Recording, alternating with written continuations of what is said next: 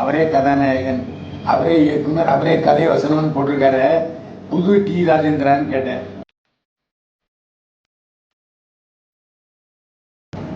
இதில் மாப்பிள்ளையோடைய நோக்கம் அவர்கள் பொண்ணு வீட்டில் போய் நகை கேட்கல, பணம் கேட்கல, பொருள் கேட்கல. அது போட்ட ஒரே condition,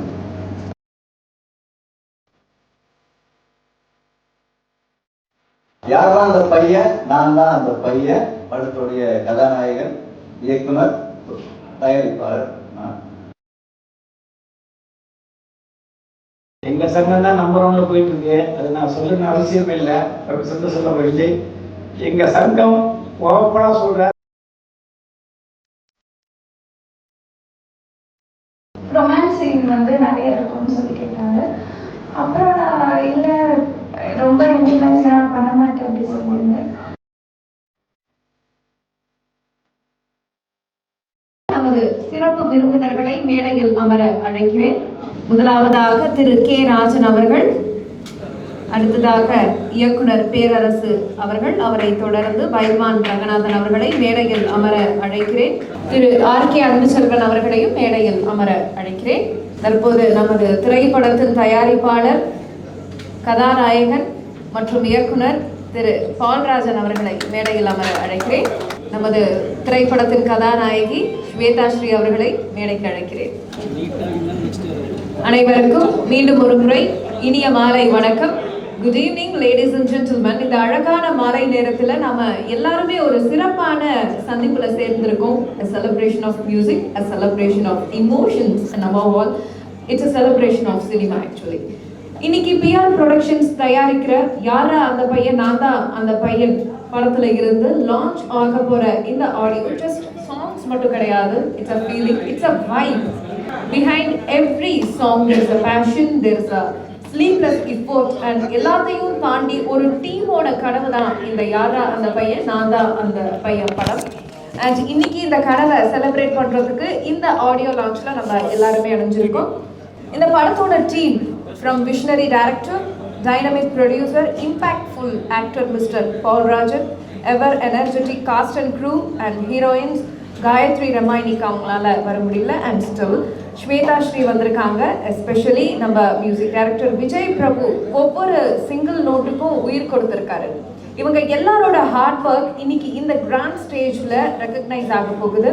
and evening audio launch அப்படின்னு சொன்னாலே இது ஜஸ்ட் வெறும் டைம் மட்டும் கிடையாது இல்லையா, ஒரு பர்ஃபெக்டான கோல்டன் ஹவர் அப்படின்னே சொல்லலாம். சன்செட் ஸ்கை மாதிரி இந்த ஆல்பமும் வார்மா, கலர்ஃபுல்லா, அன்ஃபர்கெட்டபிளா இருக்க போகுது. So tighten your seat belts, ஸ்விட்ச் off your stress, switch on your excitement. Let's get started. So இப்போ நம்ம சிறப்பு விருந்தினர்களை வரவேற்புரை அளிக்க சொல்றதுக்கான நேரத்துக்கு வந்திருக்கோம். அந்த வகையில தமிழ்நாடு திரைப்பட சிறு முதலீட்டாளர் சங்கத்தின் தலைவர் திரு ஆர்.கே. அன்புச்செல்வன் அவர்களை இந்த திரைப்படத்தை பற்றி பேசுறதுக்காக அழைக்கிறேன்.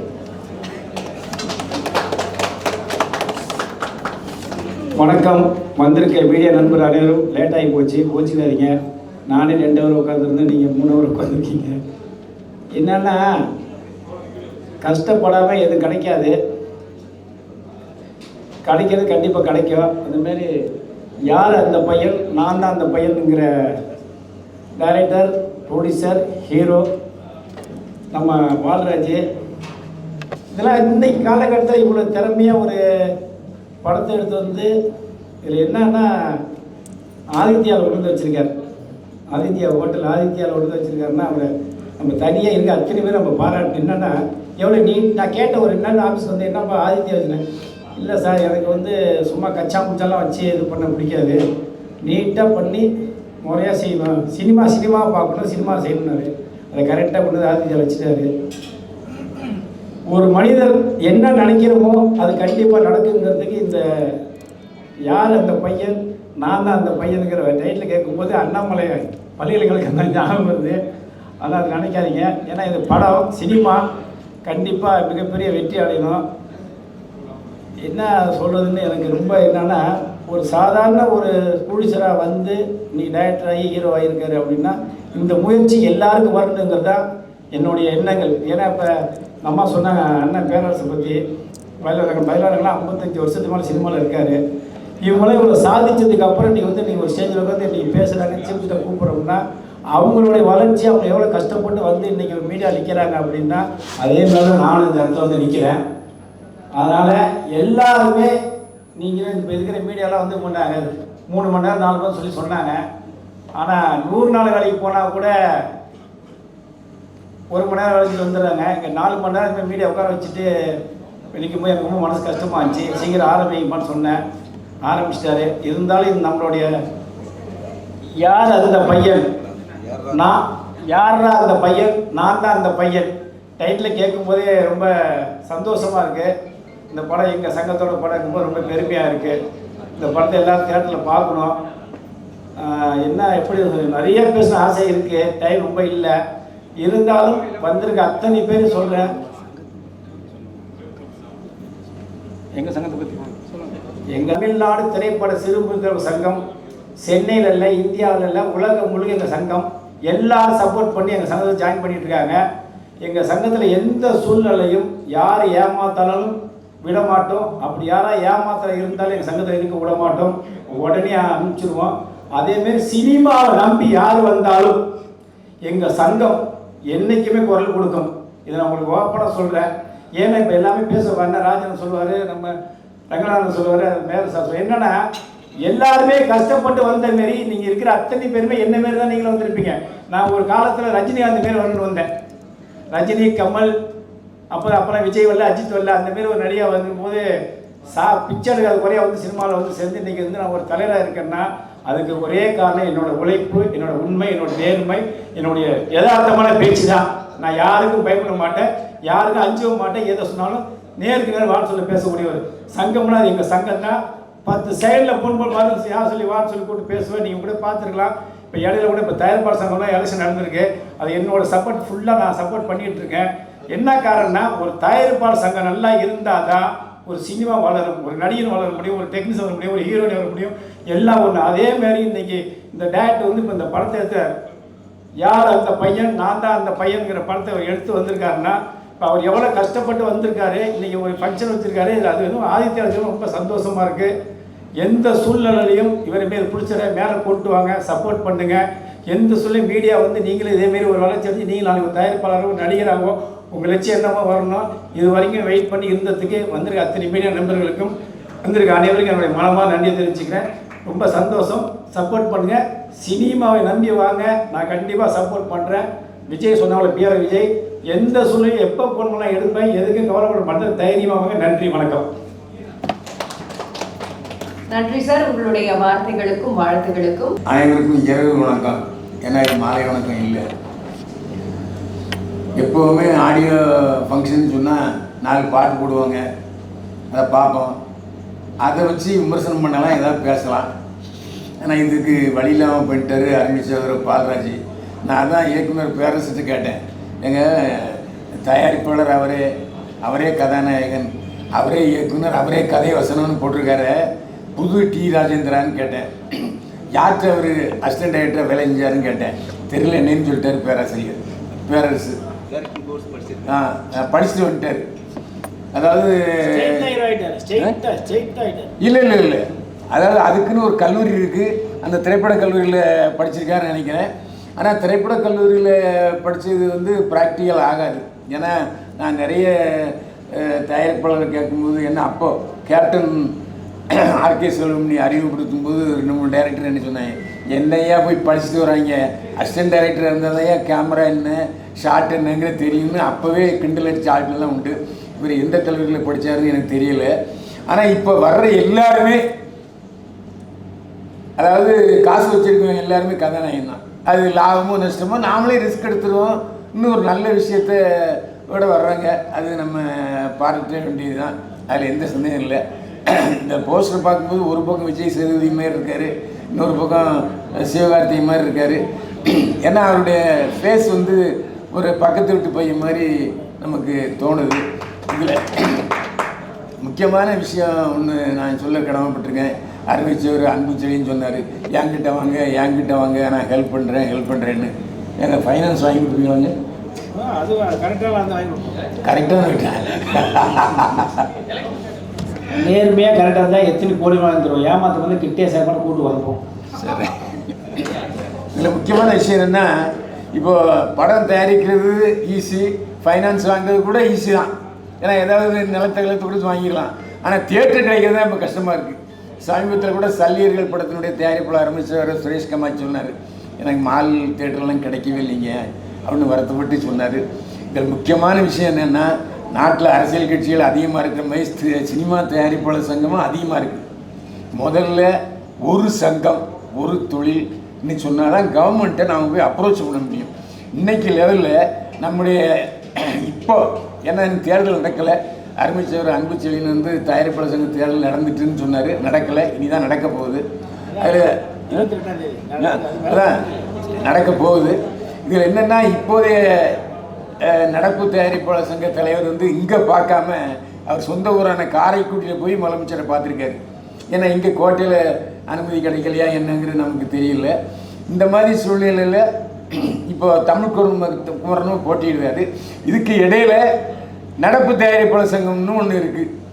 இதில் ஒரு அரசாங்கத்தின் மூலமாக சலுகைகள் கிடைப்பதற்கு நடப்பு தயாரிப்பாளர் சங்கம் ஹெல்ப் பண்ணுமா, இல்லை தயாரிப்பாளர் சங்கம் ஹெல்ப் பண்ணுமா, இல்லை சிறு தயாரிப்பாளர் சங்கம் ஹெல்ப் பண்ணுவாங்கிறது குழப்பத்தில் தயாரிப்பாளர் இருக்காங்க. இதில் முக்கியமான விஷயம் என்னென்னா, அவரை விட நாங்கள் தான் அதிகமாக படம் பார்க்குறோம். நமக்கே தெரியும், கடந்த 3 நாட்களா 5 படம் பார்த்துருக்கோம். 5 படமும் ஒரே கிளைமாக்ஸ் உண்டா இல்லையா? 5 படமும் ஒருத்தர் லவ் பண்ணுறாங்க, அப்புறம் பிரேக்கப் ஆகுது, அப்புறம் மறுபடியும் சேர்றாங்க. கிளைமாக்ஸில் ஒரே டைலாக் தான். 3 படமும் ஒரே டைலாக். இப்படி இருந்தால் எவங்க படம் பார்ப்பாங்க? ஏன் ஒரு கதை கேட்கும்போது இது ஏற்கனவே வந்த மாதிரி இருக்க அந்த கதைன்னு யாருக்குமே அறிவாற்றல் இல்லைன்னு சொன்னால் அப்புறம் என்னத்தை நீங்கள் பணத்தை போட்டு படத்தை எடுக்க போகிறீங்க? எனக்கு சந்தேகமாக இருக்குது. அதான் ஒரு கோளாறு இருக்குது. ஆனால் ஒரு விஷயம், இல்லை ஜனநாயகம் படம்லாம் வந்து சென்சாரில் தடைப்பட்டு போச்சு அதுன்னு சொல்கிறாங்க. சென்சாரில் அது எப்படி அப்படின்னு தெரியல. ஆனால் அந்த ப்ரொடியூசர் நல்லது. ஏன்னா துணிச்சலாக கோயம்புத்தூர்லேருந்து வந்து பாலராஜன், அவரும் அவர் பேர் சுரேஷ் நினைக்க, அவர் படம் எடுத்திருக்காரு. ராஜசேகர் நல்ல படம் எடுத்திருக்காரு. என்னென்னா செக்ஸு படமாக இருந்தாலும் ஒரு வித்தியாசமான கதையோடு எடுத்திருக்காங்க. வர்ற தயாரிப்பாளர்கள் வித்தியாசமான கதையோடு வாங்க. இந்த தலைப்புறம் இல்லை, யாரா அந்த பையன், நான் தான் அந்த பையன். ஒருவேளை டைரக்டர் ப்ரொடியூசரு ஹீரோ அவரை பையனாக சொல்லிக்கிட்டாரா என்னன்னு நமக்கு தெரியலை. இப்படிதானே நீங்கள் தானே அவரை பையன் சொல்லிட்டாரு. நான் தான் அந்த பையன். இந்த துணிச்சல் யாருக்குமே வராது. அந்த அடிப்படையில் அவரை நம்ம பாராட்டணும். இதில் முக்கியமான அம்சம் என்னென்னா, எல்லாருமே சொல்கிறது வழக்கமாக ஹீரோயின்கள் வந்து ப்ரொமோஷனுக்கு கண்டிப்பாக வரணும், வரமாட்டேங்கிறாங்க. ஒருவேளை அவங்க வீட்டு எங்கேயாவது ஓடுதான்னு நமக்கு தெரியல. அந்த அடிப்படையில் இங்கே வரலையாங்கிறது நமக்கு தெரியல. ஏன்னா இப்போல்லாம் வந்து ஹீரோயின் என்ன பேசுகிறாங்கன்னு சொன்னால் அவங்க இன்னும் தெலுங்கில் பேசுகிறாங்களே, ஹிந்தியில் பேசுகிறாங்களே, இது இங்கிலீஷில் பேசுகிறாங்க. நமக்கும் புரிய மாட்டேங்குது, கண்டென்ட் கிடைக்க மாட்டேங்குது. இதில் முக்கியமான விஷயம் என்னென்னா, ஆடியோ ஃபங்க்ஷன் சொல்லி 3 மணி நேரம் போட்டு கழுத்து இருக்கிறாங்க. ஆனால் எடிட்டர்கிட்ட போனால் 10 நிமிஷம் போங்க சார், எடுத்துகிட்டு போங்க சார், எவரும் பார்க்க மாட்டேங்கிறான்னு சொல்கிறாங்க. இதில் எங்களுக்கு உள்ள கஷ்டம் என்னென்னா, 3 மணி நேரம் உட்காந்து அந்த ஆடியோ ஃபங்க்ஷனை எடுத்து விட்டு 10 நிமிஷம் வராது. இப்போ புதுசாக யூடியூப்பில் போட்டிருக்காங்க, நீங்கள் ஏற்கனவே முதல்ல 5 பேர் போடுற அந்த கண்டென்ட்டுக்கு தான் காசு, மீதி எதுக்குமே காசு கிடையாது. அப்போ போட்டு என்ன பிரயோஜனம்? ஸோ நாங்களும் இதில் பாதிக்கப்பட்டிருக்கோம். நான் பேசலாம் போட்டு தமிழில் போடுறது என்னுடைய சகோதரர்கள் தான். நான் என்ன செய்ய முடியும்? எதுக்கு நான் எப்படி தயாரிப்பாளர்கள் பாதிக்கப்படுகிறார்களோ அதே போல் நாங்கள் மீடியாக்காரங்களும் பாதிக்கப்படுறோம். இதில் முக்கியமான விஷயம் என்னென்னா, நான் போலீஸ் அதிகாரியாக இருந்திருக்கேன். போலீஸ் அதிகாரியும் வீட்டில் ஒழுங்காக சாப்பிட முடியாது, ஒரு நல்லது கெட்டதுக்கு போக முடியாது. அதே மாதிரி இந்த மீடியாக்காரங்களும் நல்லது கெட்டதுக்கு போக முடியாது. ஏன்னா எந்த சமயத்தை பாருங்கள், 5 மணிக்கு ஆரம்பித்து 7 மணிக்கு முடிஞ்சிடும் சொன்னால் வந்துட்டு நீங்கள் இப்போ மணி வருங்க வீட்டுக்கு போனாச்சுன்னா, யோ எத்தனை மணிக்கு வரேன்னு சொன்னேன். வீட்டில் ஒரே பாட்டு. ஆக நமக்கு அங்கே ஒரு இடி இங்கே ஒரு இடி. ஆஃபீஸுக்கு போனால் என்னையா நியூஸ் எடுத்துகிட்ருக்க, கண்டென்ட்டே இல்லை, நானே கண்டென்ட் கொடுக்க முடியும்? இப்படி ஆக நாம் எப்படி தயாரிப்பாளர்கள் சிக்கலில் இருக்கிறார்களோ அதே போல் மீடியாக்காரங்களும் நாங்களும் சிக்கலில் தான் இருக்கோம். ஏன்னா எத்தனை யூடியூப்பு இனிமேல் அடுத்தாப்போ வரப்போகுது, இருக்கிற மூட போகிறாங்களேங்கிற பயத்துலேயும் தான் நாங்களும் இருக்கிறோம். இருந்தாலும் யார் தான் அந்த பையன், நான் தான் அந்த பையன். வெற்றி பெறுவதற்கு தம்பி பால்ராஜை வாழ்த்துகிறேன். ஏன்னா இந்த மாதிரி ப்ரொடியூசர் வர்றதுனால தான் ஒரு 10-15 பேர், அது கிட்டத்தட்ட ஒரு 500-600 பேர் பொழைச்சிக்கிட்டு இருக்காங்க. ஏன்னா சினிமா இன்னைக்கு சொன்ன மாதிரி அன்புச்சிலையும் அடிக்கடி சொல்கிற மாதிரி புதிய தயாரிப்பாளர்களை நம்பித்தான் சினிமா இருக்கிறது. ஏன்னா பெரிய நடிகர்கள் பூரா வெளிநாட்டுக்கு போயிடுறாங்க, இல்லை வெளிய மாநிலத்துக்கு போயிடுறாங்க, இங்கே ஷூட்டிங் எடுக்கிறதே இல்லை. இந்த மாதிரி புதிய தயாரிப்பாளர்கள் தான் இப்போதைய சினிமாவை வாழ வைத்துக் கொண்டிருக்கிறார்கள். மேலும் தொடர்ந்து பல தயாரிப்பாளர் வர வேண்டும். வாழ்க வளமுடன். நன்றி, வணக்கம். தனக்கே உரிய பாணியில் சினிமா தொடங்கி அரசியல் நடப்பு, நாட்டு நிலவரம் என ஜனரஞ்சகமாய் வாழ்த்துறையை நகைச்சுவையாய் கூறியமைக்க நன்றி சார். வந்திருக்கிற அனைவருக்கும் என் மனமார்ந்த நன்றி, வாழ்த்துக்கள் தெரிவிச்சுக்கிறேன். நான் தான் யார் தான் அந்த பையன், நான் தான் அந்த பையன் படத்துடைய கதாநாயகன், இயக்குனர், தயாரிப்பாளர். இந்த கதை வந்து நான் வந்து ஆக்சுவலாக எங்கே யார்கிட்ட அசிஸ்டண்ட்டாக ஒர்க் பண்ணீங்க அப்படின்னு கேட்டார் அண்ணன். நான் யார்கிட்டையும் அசிஸ்டண்ட்டாக ஒர்க் பண்ணல. நான் வந்து டைரக்ஷன் கோர்ஸ் படித்தேன். அதே போல் யார்கிட்டையும் போயிட்டு வேலை கேட்குறதோ இல்லை யார்கிட்டாவது போய் வாய்ப்பு கேட்குறதோ எனக்கு வந்து பிடிக்காது.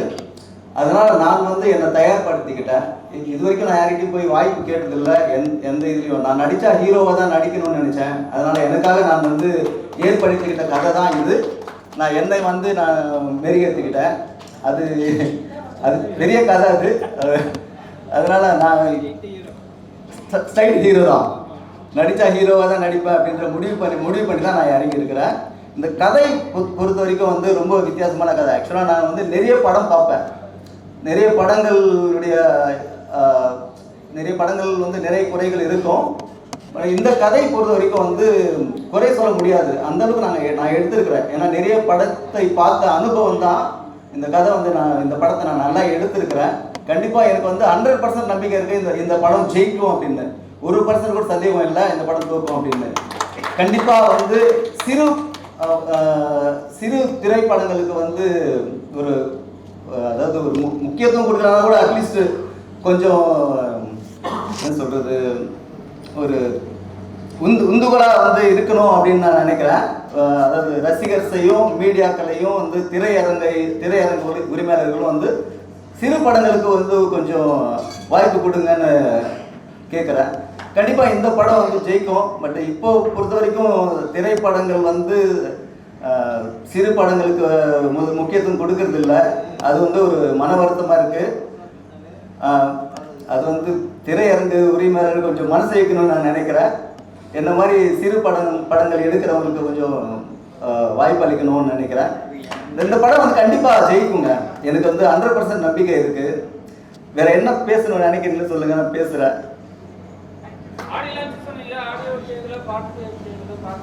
ஆக்சுவலாக வந்து ஆடியோ லான்ச்சுக்கு வர வந்தவங்க எல்லாரையும் வாழ்த்துறேன். பட் இது வந்து நாங்கள் ஸ்க்ரீன் பண்ணல. இது வந்து ஸ்ட்ரைட்டாக யூடியூப் சேனலில் நாங்கள் வந்து இந்த ஆடியோவும் ட்ரைலரும் ரிலீஸ் பண்ணுறோம் ஸ்ட்ரைட்டாக. அதுதான். வேறு ஏதாவது கேட்கணும்னு நினைக்கிறீங்களா சார்? பிஆர் ப்ரொடக்ஷன்ஸ் பால்ராஜ் அப்படின்ற யூடியூப் சேனலில் வந்து ரிலீஸ் பண்ணுறோம் சார். இந்த இது என்னுடைய ஓன் பேனரில் தான் இந்த படத்தையும் நான் ரிலீஸ் பண்ண போகிறேன். பிஆர் ப்ரொடக்ஷன்ஸ் தான் தமிழ்நாடு ஃபுல்லாக ரிலீஸ் ஆகுது. மார்ச் 6 வந்து இந்த படம் ரிலீஸ். பிஆர் ப்ரொடக்ஷன்ஸ் தமிழ்நாடு ஃபுல்லாக ரிலீஸ் ஆகும். வேறு ஏதாவது கேட்க விரும்புகிறீங்களா? நன்றி சார். கண்டிப்பாக உங்களுடைய அந்த ஜேர்னின்றது நிறைய பேருக்கு இன்ஸ்பிரேஷனாக இருக்கும்னு நினைக்கிறேன். அடுத்ததா இந்த திரைப்படத்தினுடைய கதாநாயகி. அனைவருக்கும் வணக்கம். ஃபர்ஸ்ட் ஆஃப் ஆல் நான் பால்ராஜ் சாருக்கு தேங்க் பண்ணுறேன். ஏன்னா என்னையும் நம்பி நான் இந்த ரோலுக்கு பர்ஃபெக்டாக நான் இதுக்கு சூட் ஆவேன் அப்படின்னு அவர் என்னை நம்பி இதில் என்னை ஆக்ட் பண்ண வச்சதுக்கு நான் ரொம்ப தேங்க் பண்ணுறேன். இந்த மூவி வந்து முக்கியமாக பேரண்ட்ஸ் வந்து பார்க்க வேண்டிய மூவின்னு தான் சொல்லலாம். ஏன்னா இதில் நிறையா கருத்து இருக்குது. உங்களோட எல்லாரோட சப்போர்ட்ஸும் கண்டிப்பாக எங்களுக்கு தேவை. தேங்க்யூ. அனைவருக்கும் வணக்கம். என்ன பரவாயில்ல சார், ஸ்வீட்டி நாட்டி கிரேசி. இந்த படங்கள்லாம் இளைஞர்களை புரிவிச்சு எடுக்கிற படம். இப்போ தான் தெரியுது இது பயில்வான மாதிரி அளவுக்கு உரிச்சு எடுக்கிறாங்கன்ட்டு. எல்லாருமே மீடியாக்கள் உங்களை சேர்த்துட்டாரு. ஓகே, எனக்கு இப்போ படம் பார்க்கணும் ஒரு ஆசை வந்துருச்சு, பார்த்துக்கலாம். நான் மட்டும் பண்ண யாராவது அந்த பையன், நான் தான் அந்த பையன்.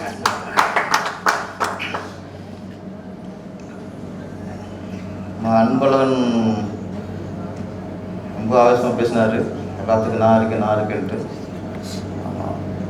சினிமாவில் இவ்வளோ பாசம், சினிமா நல்லா இருக்குங்கிற ஒரு வேகம், வெரி டோல் டோரி, சினிமா நல்லா இருக்கும். யாரா அந்த பையன், யாரா அந்த ஹீரோ, நான் தான் அந்த ஹீரோன்னு வந்துட்டார் அவர், பால்ராஜ். நான் ட்ரெயிலர் பார்த்துட்டேன், ட்ரெயிலர் காட்டினார், சாங்கும் பார்த்துட்டேன்.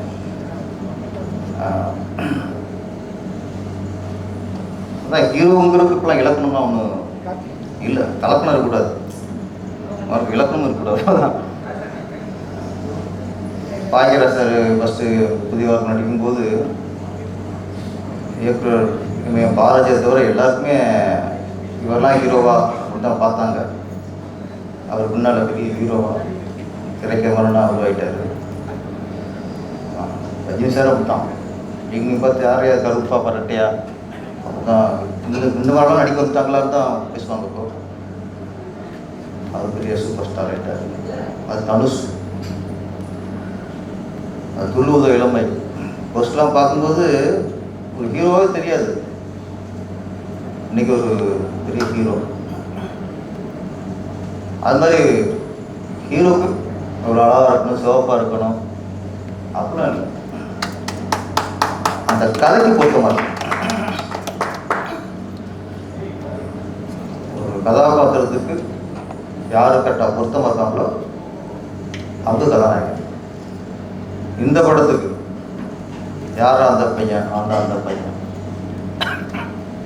நான் ட்ரெயிலராக பார்க்கும்போது ஓகே, இந்த கதைக்கு இவர் பொருத்தமானவர்.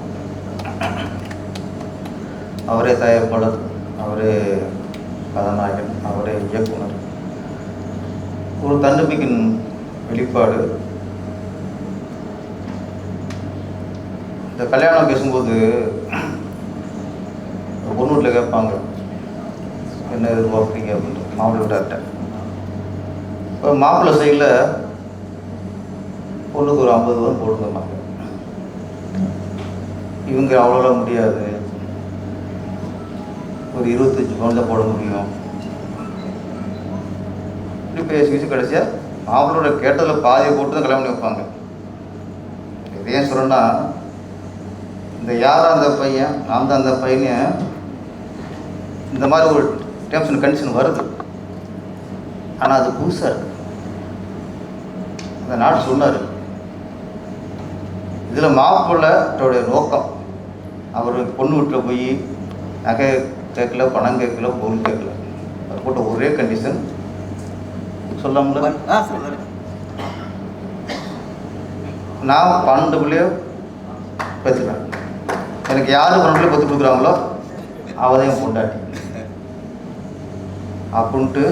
இந்த காலம் யார் ஒத்துக்குவாங்க? இப்போ 1 2 பத்துக்களே முடிஞ்சு வச்சுக்காத, 12. ஆனால் ஒரு காலத்தில் இருந்துச்சு, டஜன் கணக்கில் பெற்று வளர்த்தாங்க. எப்படி பொண்ணு கிடைக்கும்? கடைசியாக ஒரு பொண்ணு பேசுகிறாங்க, இதே மாதிரி தான் 50 பவுன் கேட்கும்போது 25 பவுன் தான் போடுற மாதிரி அந்த பொண்ணு ஓப்பனாக சொல்லிடுது, நான் 6 பிள்ளை ஒன்று பற்றி தரேன். ஒத்துக்காரு, ஓகே, எதுவுமே ஒத்துக்கல, இதாவது பாதிக்காத வந்திருக்கு அப்படின்ட்டு இருட்டர்கள் முரடு குத்து மாதிரி. எத்தனை குத்துன்னு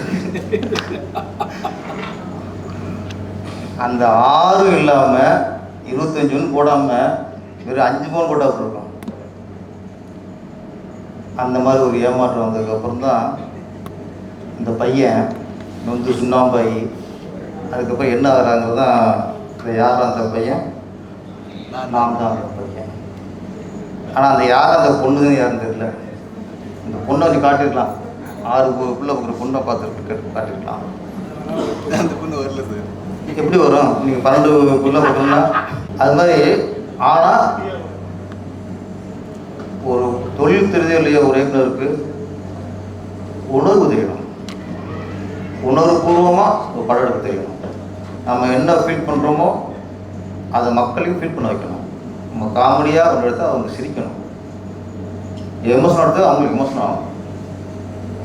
நம்ம ஒரு ஃபீல் சோகம்னா அவங்க ஃபீல் பண்ணணும். அவன் தான் டைரக்டர், மேக்கிங் அதெல்லாம் இல்லை. நம்ம என்ன நினைக்கிறோமோ அதை ஆடிஷன் ஃபீல் பண்ண வைக்கணும். அது பாடுறது நான் எதிர்பார்த்தேன். நான் ட்ரெய்லர் நல்லா நீங்கள் பண்ணியிருந்தார். அப்புறம் இன்னைக்கு பாருங்கள், சிறிய படங்கள் வர்றதே பெரிய விஷயமா இருக்குது. அதுக்கு தேர்வு கிடைக்கிறது பெரிய விஷயமா இருக்குது. ஆனால் இன்னைக்கு பாருங்க, இந்த 13ஆம் தேதி 4 ரீலீஸ் படம். உயிரோட உஷா, மின்னலே, காதலர் தினம், இன்னொன்றுனா மௌனம் பேசியது. அப்போ 4 ரீலீஸ் படத்துக்கு இன்னைக்கு தேட்டர் கிடைக்குது. ஈஸியாக அவங்களுக்கு தேட்டர் கொடுத்தாங்க. ஆனால் ஸ்டேட் படத்துக்கு போராட வேண்டியிருக்கு. அப்போ ஏற்கனவே வெற்றி அடைஞ்சு கோடிக்கணக்கில் சம்பாதிச்ச படத்துக்கு திரும்ப நீங்கள் இடம் கொடுக்குறீங்க. ஆனால் இன்றைக்கி கோடிக்கணக்கில் கொட்டி இதில் சம்பாதிக்கணும், இது ஃபோட்டோஸ் எடுக்கணும், அதுக்கு நாங்கள் தர மாட்டோம். அதுக்கு இன்றைக்கி இடம் இல்லை. இதெல்லாம் யார் கேட்குறது, யார் பொருள் கொடுக்குறது? ஒரு கட்டமைப்பு வேணும். ஏற்கனவே இது தயாரிப்புள்ள சங்கத்தில் ஒரு கட்டமைப்பு வேணும். இப்போ இந்த 13ஆம் தேதி ரிலீஸ் படம் எனக்கு வெற்றி அடைஞ்ச படம், அதுக்கு ஒரு கிரேஸ் இருக்கும். இப்போ சின்ன படங்களில் வருது. அன்னைக்கு இந்த சார் 10 நாலு பார்த்துட்டாங்க. மயிலாஞ்சின்னு ஒரு படம், நல்ல படம், நல்ல லவ் ஃபீல். ஆனால் அந்த ரிலீஸ் உள்ள படம் இதுக்கு அந்த இது ஈர்ப்பு இருக்குமா அப்படின்னா கேள்விக்குறியாக இருக்குது. அவங்க புலம்புறாங்க, என்ன சார் நாங்கள் போராடி 2 வருஷம் படம் எடுத்துருக்காங்க சார் படத்தை.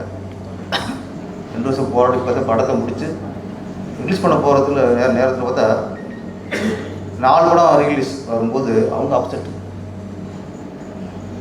இப்போ அவங்க யார் காப்பாற்றுறது? அவங்களுக்கு யாராவது பொருள் கொடுக்குறது? எப்படி மங்கத்தா ஓடிச்சு, படம் எப்போ ஓடிச்சு? இப்போ ஓடுனவங்களே திருப்பி நம்ம தேட்டர் கொடுத்து ஓட வச்சுருக்கும்போது இங்கே வாழற பாதிப்படுது. புதுசாக படம் எடுக்கிறவங்க என்ன பண்ணுறது தெரியல. அப்போ ரீலீஸுங்கிறது தனியாக ஒரு லிஸ்ட்டு வைக்கணும். இந்த டேட்டில் நீங்கள் வச்சுங்க. புது படங்கள் இப்போ கரண்டில் இப்போ படம் எடுத்து புதுசாக ரிலீஸ் பண்ணுற படத்தை டெஸ்ட் பண்ணக்கூடாது. இப்போ 13 படம் ரிலீஸ் ஆகுது, ஒரு 4 ரிலீஸ், மற்ற எந்த படமும் ஒன்றும் என்னன்னு தெரிய மாட்டேங்குது. எனக்கு இது பேசும்போது பயம் இருக்குது. சில சூழ்நிலைகள் நம்மளால படம் நல்லா இருக்குது, சூப்பராக இருக்குது, எல்லாம் இருக்குது, ஓகே. ரிலீஸ் ஆகிற சூழ்நிலை ஒன்று இருக்குல்ல. ஒரு படத்தை வெற்றிக்கு காரணம் ரிலீஸ் ஆகிற சூழ்நிலையும் ஒரு காரணம். படம் என்ன தான் நல்லா இருந்தால் கூட சில சூழ்நிலைகளில் அது கொஞ்சம் மிஸ் ஆகிடும். அந்த சூழ்நிலை நம்மளே உருவாக்குறோம்.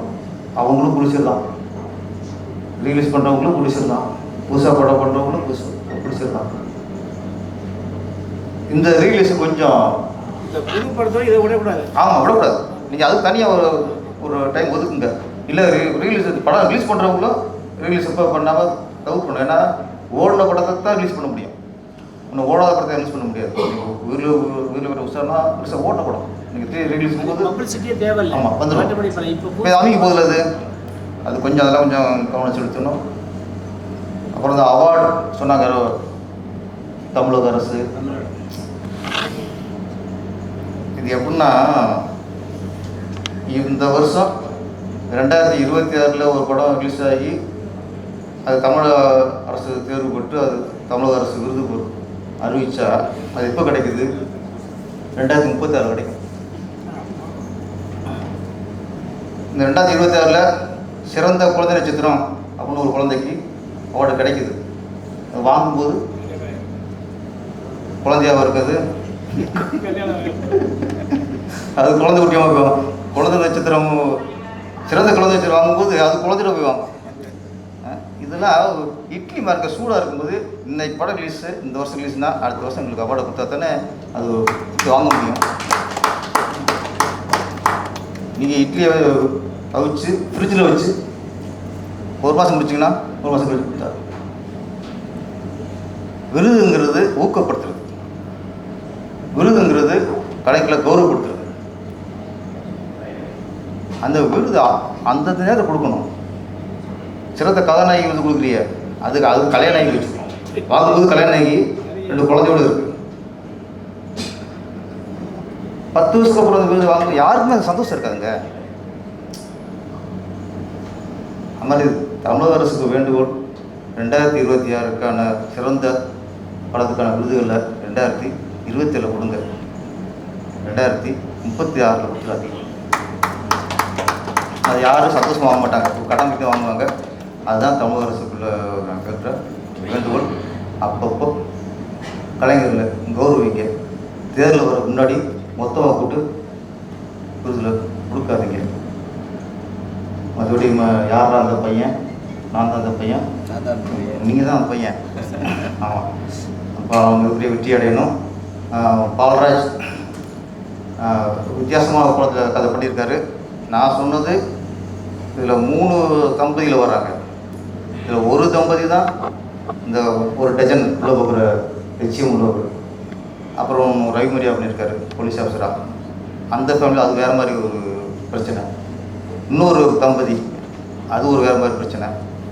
3 பிரச்சனையுமே வித்தியாசமான பிரச்சனை.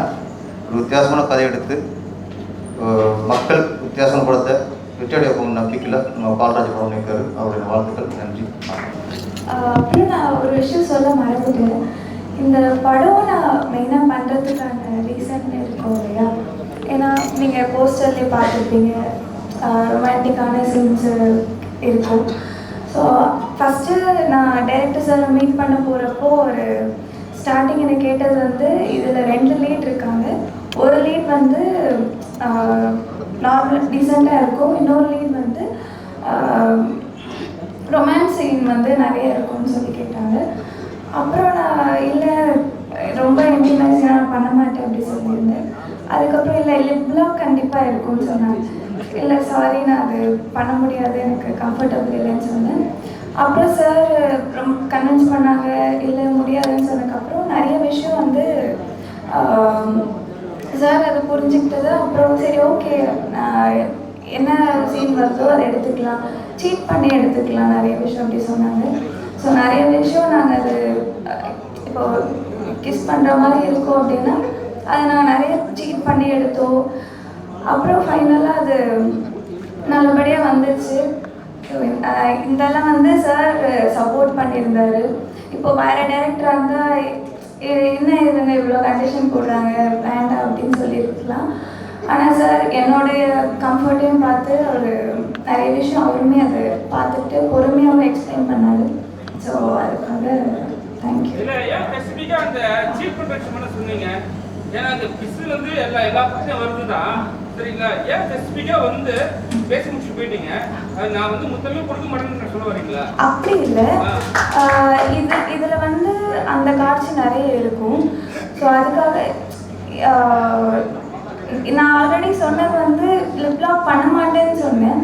ஸோ அதனால் சீட் பண்ணி எடுத்துக்கலாம் அப்படின்றதுனால சார் அவர் சப்போர்ட் பண்ணார் இல்லையா, அந்த ஒரு விஷயம் சொல்லணும்னு நினச்சேன். அப்புறம் எதுங்க சினிமா நடிக்கிறீங்க? அப்படிதான் எங்க தயாரிப்பாளர் கேட்பாரு. எங்க தயாரிப்பாளர் யாருக்குமே அப்படி கேட்டது. ஏன்னா அப்படி நீங்க நினைச்சீங்கன்னா சினிமா வராதிங்க. ஏன் 2 போடணும்?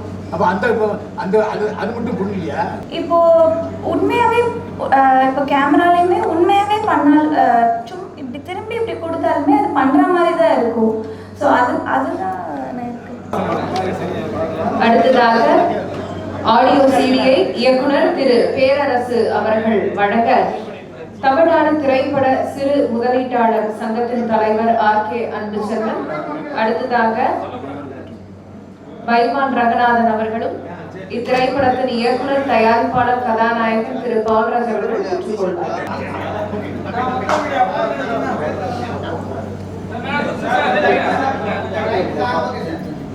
இயக்குனர் திரு பேரரசு அவர்கள் யாரா அந்த பையன் நான் தான் அந்த பையன் திரைப்படத்தின் சீடியை வழங்க வந்திருக்கக்கூடிய சிறப்பு விருந்தினர்கள் அதனை பெற்றுக் கொள்கின்றனர்.